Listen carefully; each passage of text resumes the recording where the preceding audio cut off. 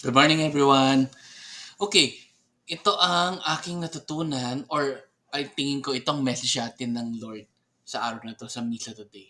Okay? So, number one, we are blessed by God. We are also meant to share these blessings. Lahat naman tayo nagkakaroon ng mga blessings mula sa Diyos eh. Hindi lang sa financial, minsan sa mga talents, pati sa mga things na meron tayong pwede i-share sa kapwa. Ang gusto lang mensahe ng Diyos ngayon sa atin is kung ano man yung mga blessings na nakuha natin, meant rin na i-share rin natin sa ibang tao. Pangalawa, number two, when we share these blessings, we are showing God's graciousness to others. Okay, hindi lang naman po sa pag-share ng ating mga kinikita or pera ang mahalaga sa Diyos. Mahalaga rin sa Kanya yung mga talents po natin, yung mga time po natin na sinashare po sa mga kapwa po natin. Lalo na po yung mga nangangailangan talaga. Doon pa lang pinapakita na natin ang graciousness ng Diyos sa atin. Okay. Number three, the Lord is saying, just be steady and do your mission for me and the truth will always come out. Ang ibig sabihin po nito is kung ano man yung mission na ibinigay sa atin ng Diyos, maging tuloy-tuloy lang po tayo sa paggawa nito. At huwag tayo matatakot or mahihiya kasi kung ano man yung ginagawa natin kabutihan sa kapwa or kung ano man yung gusto natin i-share sa kapwa natin, laging lalabas pa rin ang katotohanan. Kahit na marami pong kumontra sa inyo or manira sa inyo, ang importante alam natin sa mga puso po natin na tama po yung ginagawa natin. Saka gusto natin i-share yung blessings ni God sa ibang tao. Okay.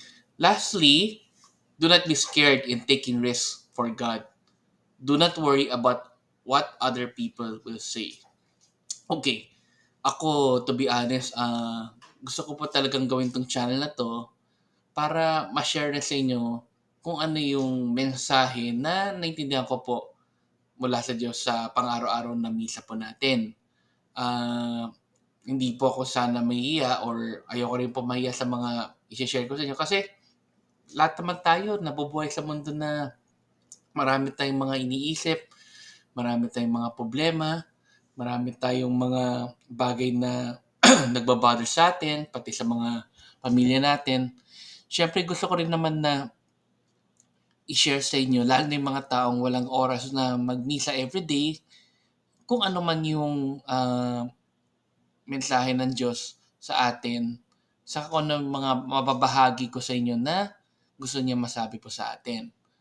Ah, Siyempre marami rin tao diyan na hindi rin mapakali sa pang-araw-araw, yung naghahanap ng spiritual, siguro bang spiritual na mga bagay-bagay para maibsan yung kanilang mga iniisip na nararamdaman. So, ako naman dito, gusto ko po talagang may share sa inyo kung ano po yung Word of God o Word ni God at ano po yung mga mensaheng natututunan natin sa pang-araw-araw na misa niya for us. Or ang mga misa na na-attend natin everyday, kung ano man yung mensahe na maintindihan ko doon or sinasabi niya po sa atin, gusto ko rin po share sa inyo. So, yun. So, wag po tayo matatakot kung ano man yung mga pinapakita natin sa ibang tao na mga pinapakita natin na gusto natin sundin yung mga utos ng Diyos. Kasi ang importante naman is nakikita naman ng Diyos yung ating pagkatao and wala pa tayong may tatago sa Kanya sa ating mission lalo. Okay? So, ito po yung mga natutunan natin or natutunan ko ngayong araw na to and let's end it with a simple prayer. In the name of the Father, Son, of Spirit. Amen. Lord, maraming maraming salamat po sa mga blessings na binibigay niyo po sa amin. Maraming maraming salamat po sa pag-share po namin ng mga blessings na yun or opportunity to share those blessings to other people. Sana po yung mga taong naghahanap ng way para makatulong sa ibang tao ay i-guide niyo po sila and lagi po niyo pong silang protectionan na hindi po sila matakot sa paggawa po ng kung ano po yung tama na tinuturo niyo po sa kanila. Amen. in the Father, Son, Holy Spirit. Amen. So, maraming maraming salamat po for watching my video and have a nice week ahead. Ingat po kayo and like always, let us end this vlog or this video with a simple Thanksgiving prayer. Daily thank you prayer. Lord, thank you very much for all the blessings that you are giving us every day. Thank you for our food, safety, security, guidance, and all your blessings. Please avoid us getting sick from all illnesses and forgive us for all our sins.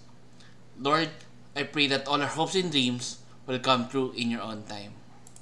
Again, Lord, thank you for all the blessings that you have given us. Amen.